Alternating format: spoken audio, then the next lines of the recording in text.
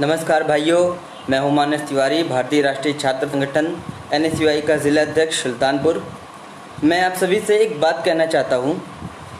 मैं आप सभी के बीच अपनी एक बात रखना चाहता हूं कि मुझे लगता है आज जो भी ये देश की समस्या हैं उसकी सारा जिम्मेदार इस सरकार का है, क्योंकि यह सरकार कि भारत के मज़दूरों के लिए, भारत के किसानों के लिए, भारत के छात्रों के लिए कुछ नहीं किया है।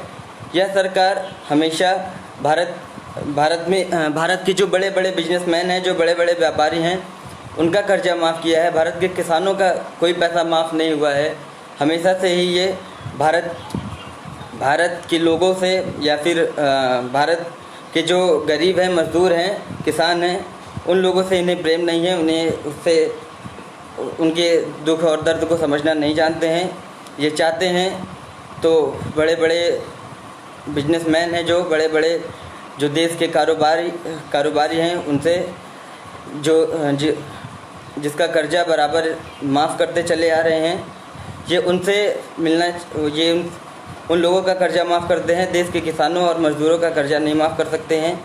प्रियंका गांधी ने जब 1000 बसों को भेजा तो उसमें से 879 बस सही थी, लेकिन यह सरकार ने उन बसों को न भेजकर मज़दूरों को पैदल जाने पर विवश कर दिया। उसमें कई मज़दूर जो पैदल वहाँ से आ रहे थे, वो कुछ मज़दूर रास्ते में ही उनका मृत्यु हो गई। कुछ मज़दूर भूख प्यास से ही उनके जो है एक्सीडेंट हो गया, मर गए। लेकिन इनको थोड़ी सी भी दया, थोड़ी सी भी शर्म नहीं आई। प्रियंका गांधी जी ने कहा, योगी जी अगर आप राजनीति करना चाहते हैं तो आप भाजपा के झंडे लगा लीजिए उस पर, लेकिन इन मज़दूरों को जाने दीजिए। लेकिन फिर भी योगी जी उनको नहीं आने देते हैं, वो नहीं जाने देते हैं। उन्हें डर है कि कहीं कांग्रेस पार्टी की छवि अच्छी ना हो जाए, इसलिए वह इसका विरोध करते हैं। छात्र परेशान हैं, नौजवान परेशान हैं, अभिभावक परेशान हैं कि उनकी फ़ीस लगातार बढ़ाई जा रही है, लगातार फ़ीसों के लिए स्कूलों से दबाव आ रहा है, उस पर कोई एक्शन नहीं लिया जा रहा है। आज भी हम भारतीय राष्ट्रीय छात्र संगठन के लोग ADM साहब से मिले, इस पर बात की, उनसे निवेदन किया कि अगर हो सके तो करीब 4 से 5 महीने का बच्चों की फ़ीस माफ़ कर दी जाए। इस समय अभिभावकों के पास भी पैसा नहीं है, सारे कारोबार, सारे बिजनेस सब बंद हो पड़े हैं। भारतीय राष्ट्रीय छात्र संगठन उनसे अनुरोध करता है कि कृपया करके बच्चों की फ़ीस माफ़ की जाए, और जो मज़दूर हैं उनको 10,000 रुपये का नकद भुगतान करके तुरंत उनको किया जाए, जिससे वह अपना जीवन यापन कर सकें। और उसके बाद हर महीने उनको 7500 रुपये उनके खाते में आना चाहिए, जिससे कि उनके ऊपर कोई प्रभाव न पड़े। कई लोग जिनके पास पैसे नहीं हैं, कई लोग भूख से मरे जा रहे हैं। भारत देश में जो स्थिति आज उत्पन्न हुई है, लेकिन सरकार पूरी तरीके से विफल है और वो कुछ इस पर करना भी नहीं चाहती है। जब भारत में 100 केसेस थे तो लॉकडाउन सख्ती से था, आज 1 लाख के ऊपर हैं, 2 लाख लगभग पहुंचने वाले हैं, तो लॉकडाउन चारों तरफ से पूरी तरीके से खोल दिया गया है। मैं सरकार से कहना चाहता हूँ कि आखिर आप क्या चाहते हैं, क्या करना चाहते हैं? क्या ये आपको मालूम है कि आपको भी नहीं मालूम है आप क्या चाह रहे हैं, क्या करना चाह रहे हैं?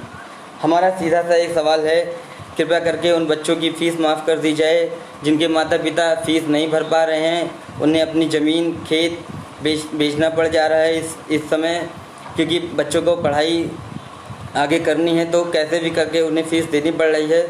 सरकार से अनुरोध है, कृपया करके उनकी फ़ीस माफ़ कर दी जाए। NSUI आपसे एक और मांग करता है कि जो बच्चे फर्स्ट ईयर या सेकेंड ईयर के हैं उनको आगे प्रमोट कर दिया जाए, जिससे उनकी परीक्षा सुचारू रूप से आगे बढ़ सके।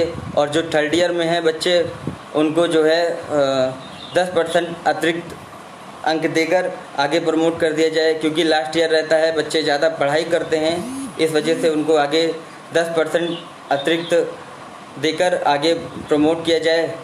सरकार से एक और निवेदन है हमारा, कृपया करके जो मध्यम वर्ग के व्यापारी हैं, जो मध्यम वर्ग के लोग हैं, हमारे भाई हैं, मज़दूर हैं, अगर वो कोई व्यापार या फिर कोई कुछ करना चाहते हैं तो उनके लिए भी कोई ना कोई सुविधाएं करें, कुछ ना कुछ उनके लिए भी पैसे उनके खाते में भी कुछ ना कुछ सहायता राशि प्रदान करें, जिससे हमारा देश, हमारा भारत देश एक आगे बढ़ सके। इस कोरोना महामारी में हम सब को एक होकर लड़ना पड़ेगा।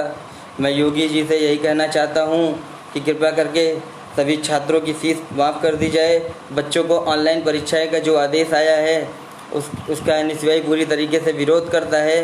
अगर आप ऑनलाइन परीक्षाएं कराएंगे तो सभी विद्यार्थियों के पास लैपटॉप, मोबाइल या फिर इंटरनेट की व्यवस्था नहीं है। कई गाँवों में नेटवर्क तक नहीं रहता है। आप कैसे ऑनलाइन परीक्षा करा सकते हैं? आपको सोचना चाहिए। जहां पर हमारा देश अभी तो ये मज़दूरों और बुज़ुर्गों में हो रहा है, कल को अगर आप ऑनलाइन परीक्षा कराएंगे तो बच्चों में भी ये बीमारी फैलने लगेगी और ये भारत, पूरा देश, हमें नहीं लगता है अगर आप ऐसे ही रहेंगे तो संभाल पाएंगे। कृपया करके आप बच्चों की ऑनलाइन परीक्षाएं ना कराकर उनको आगे प्रमोट कर दीजिए।